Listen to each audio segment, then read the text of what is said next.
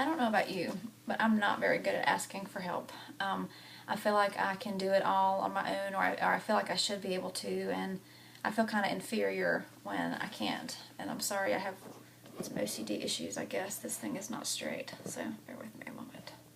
There we go. Okay. So anyway, but I feel like I should be able to do certain things on my own, and I really try to take on too much, and I was just feeling really discouraged this morning. And so, getting back in the book of Acts, I just think it's really cool that the particular passage that I read just really, really encouraged me. And I just want to read a few verses to you. It says, "In Joppa there was a disciple named Tabitha, which when translated is Dorcas. And in the Greek, it says that it means gazelle, which I think is really important. I'll come back to that in a minute. Who was always doing good and helping the poor. About that time she became sick and died, and her body was washed and placed in an upstairs room. Lydda was near Joppa, so when the disciples heard that Peter was in Lydda, they sent 2 men to him and urged him, 'Please come at once.' Peter went with them, and when he arrived, he was taken upstairs to the room. All the widows stood around him, crying and showing him the robes and other clothing that Dorcas had made while she was still with them. Peter sent them all out of the room. Then he got down on his knees and he prayed. Turning to the dead woman, he said, 'Tabitha, get up.' She opened her eyes, and seeing Peter, she sat up. He took her by the hand and helped her to her feet. And then he brings her out, and he shows her to everyone alive. And it got all over Joppa. And I really think it's cool because her name in the Greek means gazelle. And when I think of a gazelle, I'm thinking of this animal that's just going, just on the run. And as a mom, I feel like that's how I am all the time. As a mom, you're going all the time. And this woman, her name meant gazelle.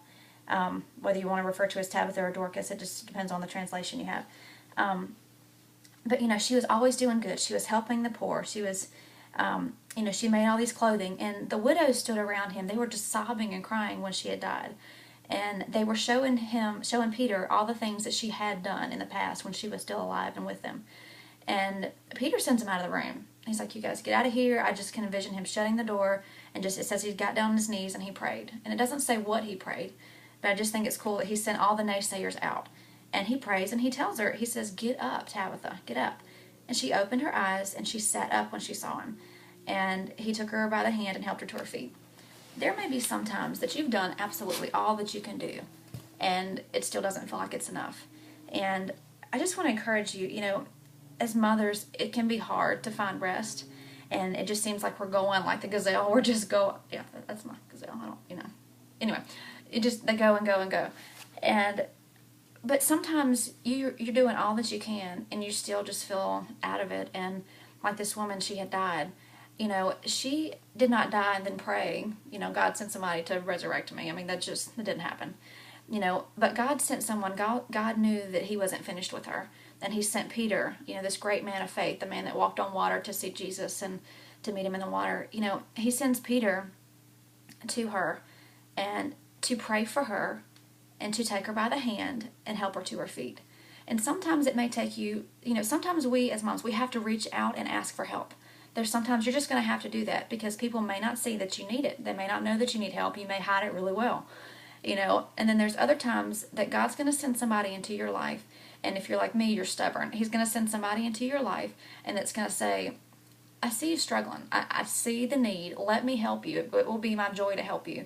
And I had a phone call this morning, and I really appreciate the people that God's put in my life that will lift me up when I back up and I'm like, no, I've got it.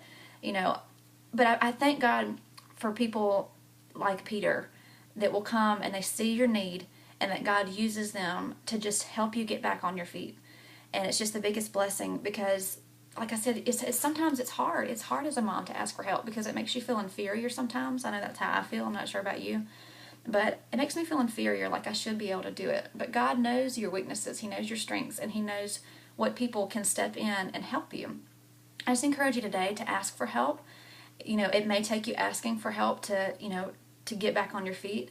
Or maybe, just wait upon the Lord. It says those that wait upon the Lord shall renew their strength and mount up on wings like eagles. And, I pray that that whatever it takes for you to get your strength back and to get back on your feet, I just pray that you wait upon the Lord and that you ask for help if you need help. And along the way, I just pray that you pick up these little nuggets of wisdom that he shows you, because, I could have been discouraged and I could have just laid around and done nothing because I'm off today.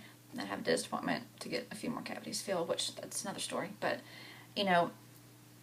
but I got in the Word and I was encouraged by what I read by somebody else that, you may feel just exhausted physically or mentally, spiritually, or spiritually dead, but the resurrection is coming. I just want to tell you that it's going to come back to just asking for help and waiting on God, and he's going to renew your strength.